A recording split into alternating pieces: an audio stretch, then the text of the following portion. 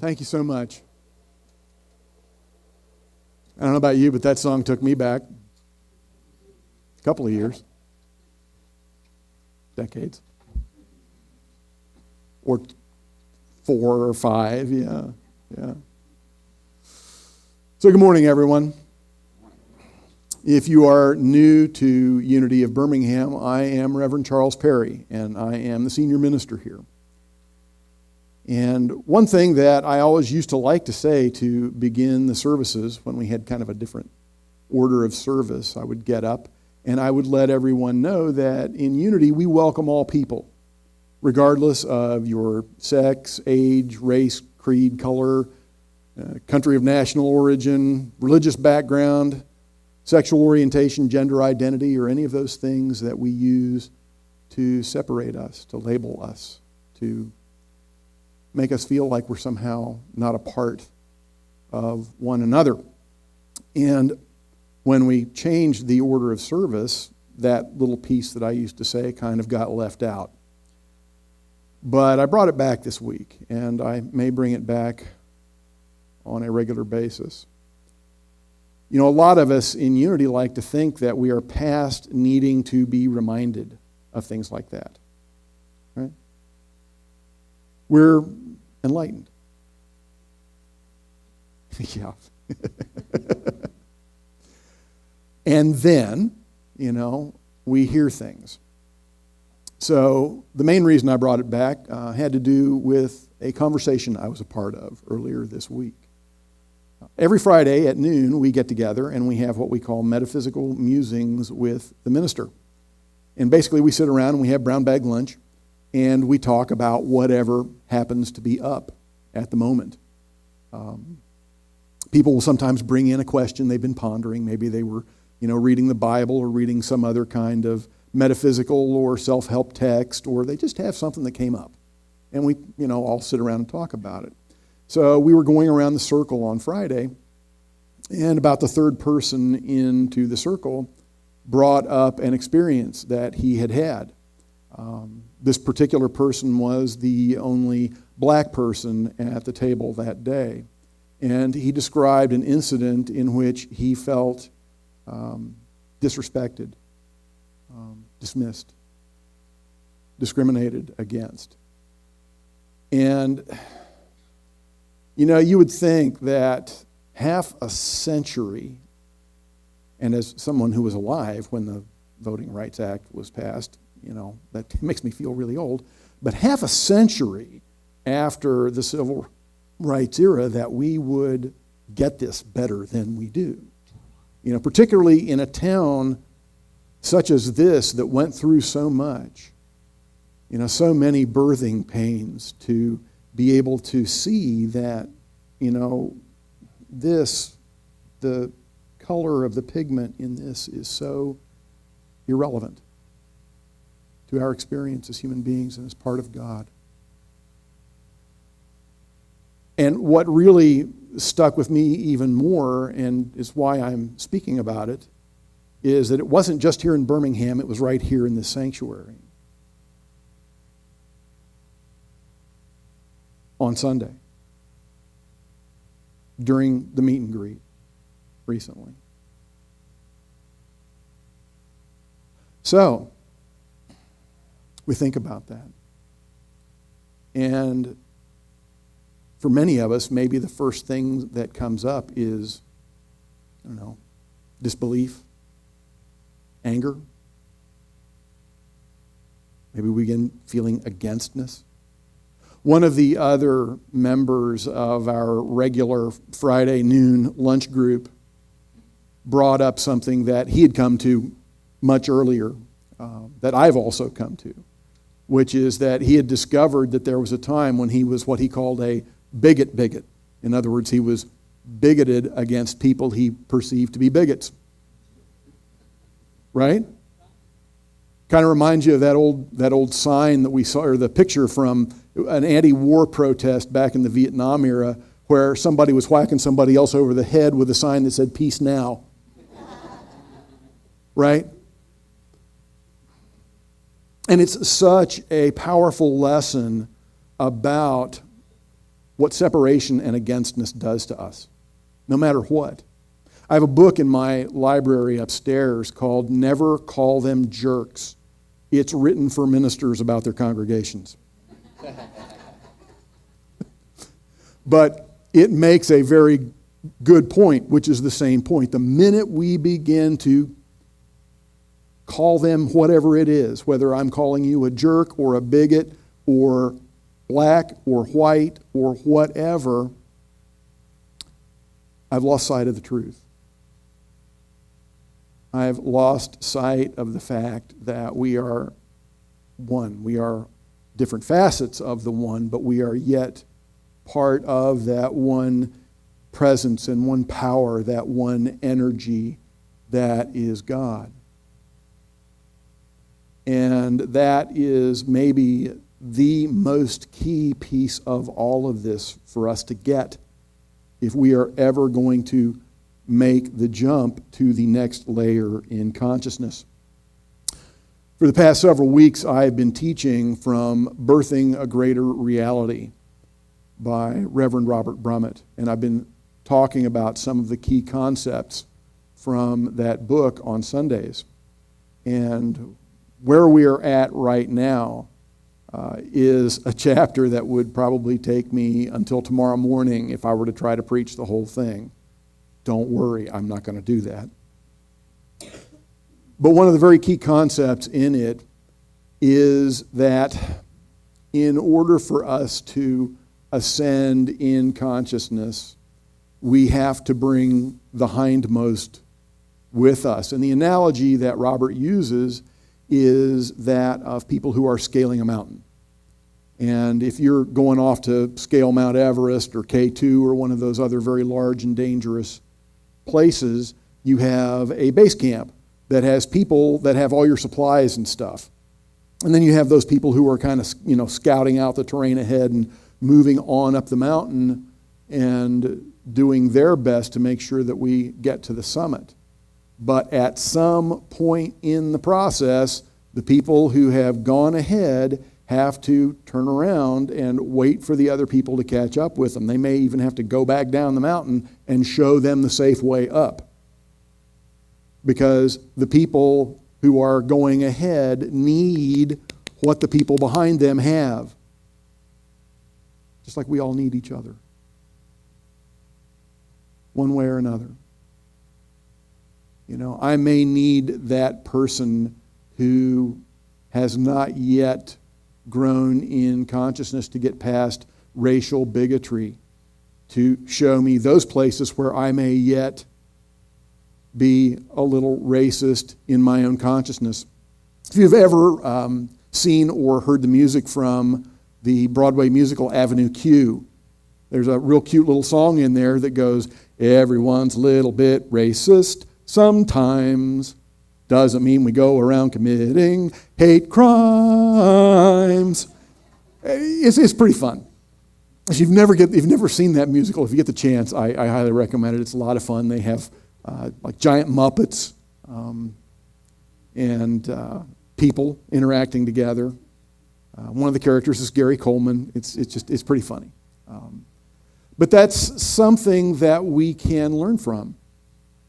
Because we have all grown up in this culture that sees us as black and white and red and yellow and gay and straight and whatever else we want, whatever other kind of labels we want to put on each other. We are not seeing clearly the Christ in each and every one of us until we are willing to look into our own shadow and realize our own prejudices, to incorporate them into who we are, and then move on in consciousness towards the top of the mountain. So sometimes I need that guy who was not so kind to a member of my congregation who happens to be black. Sometimes I need those people who were out there by the courthouse on February 9th when some of us were celebrating same-sex marriage and they were saying some very nasty and negative things. Sometimes I need those people who still think women don't belong in uniform to remind me of the prejudices that I was immersed in growing up, to make sure that there is nothing left of that in my shadow, and if there is, to look at it, say, how about that? And then move past that into a new way of being. It is not nearly as useful for us to look into our shadow ready to wipe out what we find there. Being against ourselves only teaches us to be against everyone else. And in fact, the againstness that we project outward to other people is merely a symptom of the againstness that we feel against those parts of us that yet remain in our shadow. If we are discriminating against some other person, people, group, institution, maybe it's because we have something similar in us that we don't like, something that we've buried, some way of looking at ourselves that we project outwards on looking at others. So much of what we deal with in terms of the things that we have hidden in our shadow have to do with our perception of those things that make us suffer. You remember, those of you who have been with us for the past couple of weeks, I've been talking about how we develop our egoic persona, and we develop those subpersonalities as survival mechanisms. Because we perceive the pain that's outside of us as being the cause of our suffering, and we want to come up with something that will help us to survive that or to get past it. One of the points that Robert makes, which is a real key point, is about the difference between pain and suffering. And what he says is that pain and suffering are not synonymous. Pain is inevitable, but suffering is not. Delusion is the mind's tendency to equate pain and suffering and pleasure with happiness. I'm going to say that again. I'm going to try not to stumble over it. Delusion is the mind's tendency to equate pain with suffering and pleasure with happiness. And then he goes on later and says, when we perceive our suffering to have external causation, we then also look externally for relief from our suffering. This is the core of all addictive behavior. Pleasure and pain arise in the body. Happiness and suffering arise in the mind.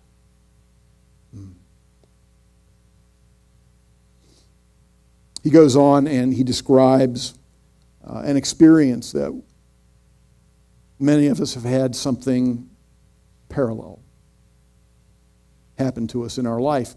And he says, if at some point in your life you were attacked by a big black dog, maybe when you were a child, when you're walking down the street and you see a big black dog, your anxiety level raises.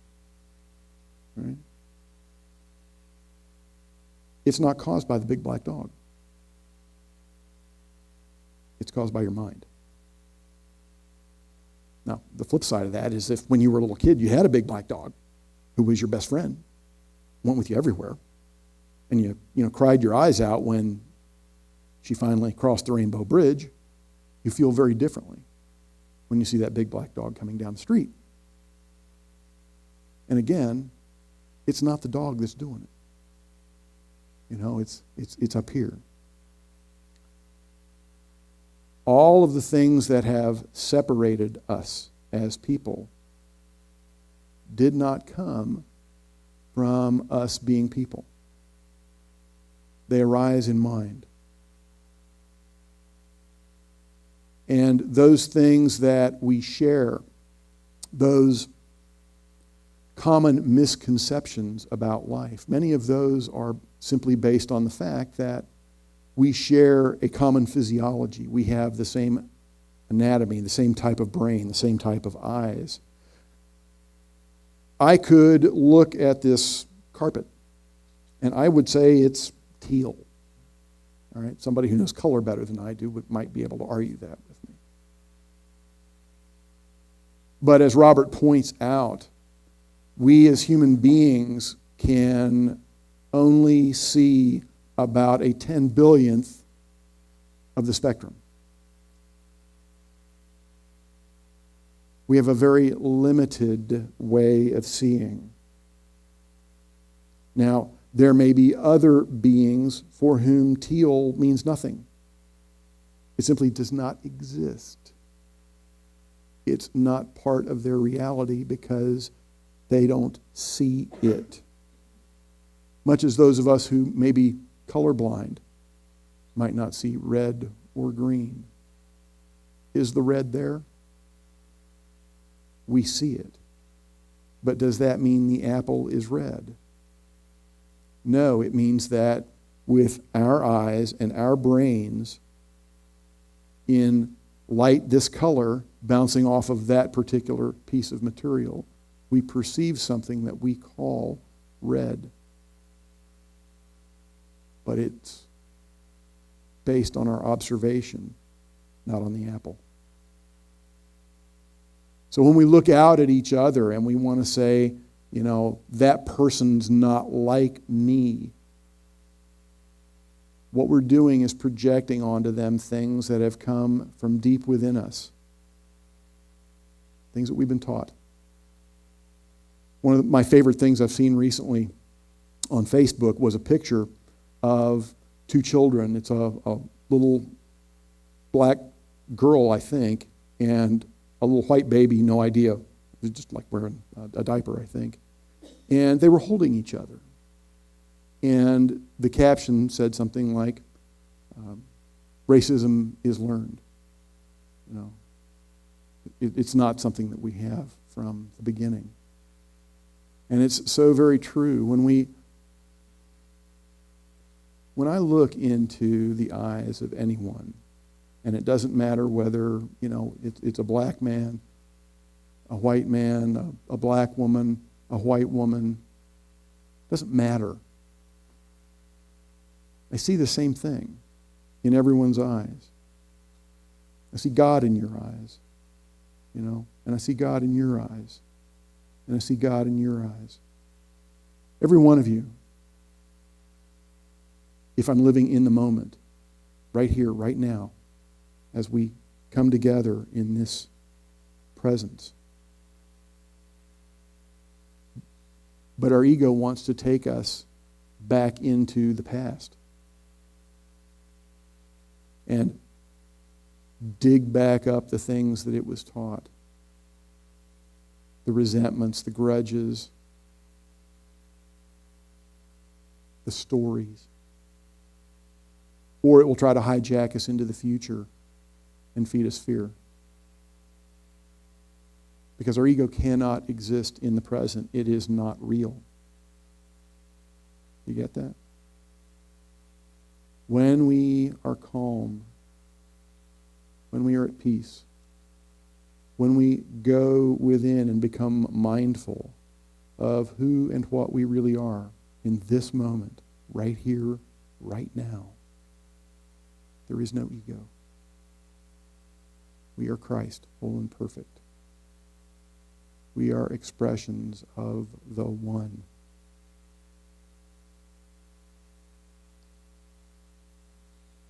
Robert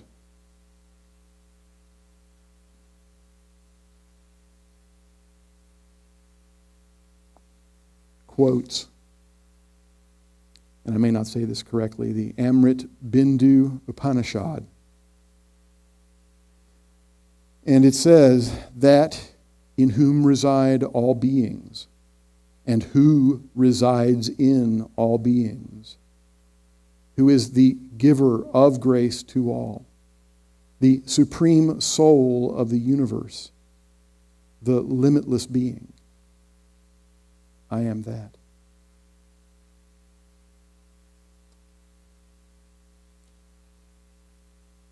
I am that.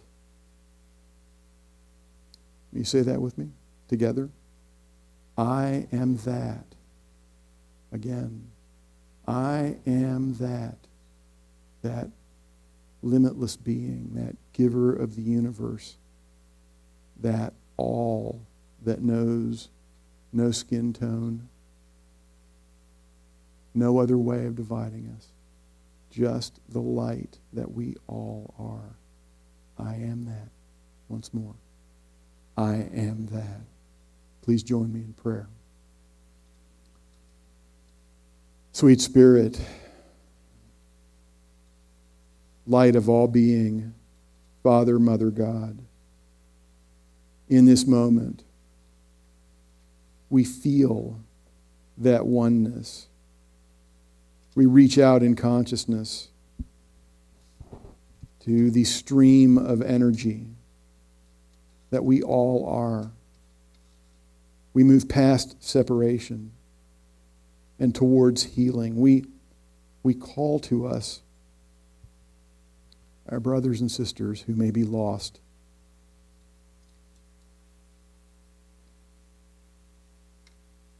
As we climb the summit of spiritual understanding, we pause because every soul is precious. Every soul is part of us. And every soul will know its oneness with you. For that knowing, for that oneness, and for the love in our hearts that we know makes it possible, we say thank you.